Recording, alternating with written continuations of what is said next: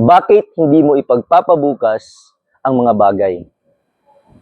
Bukas, lumalamig ang mainit mong kape.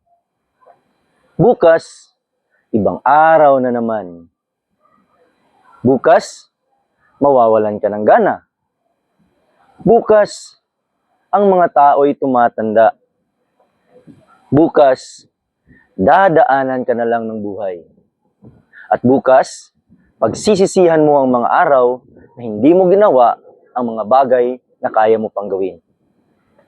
Mga kaibigan, ako nga pala si Jay, ang inyong Manulife agent. Katulad ng health life insurance, mas mainam kung magsisimula ka ng maaga at habang kaya mo pa. Ang mangyayari bukas ay naaapektuhan at nakadepende sa ngayon. O ano, interesado ka? Tara, kape tayo. Sa Manulife, everyday better.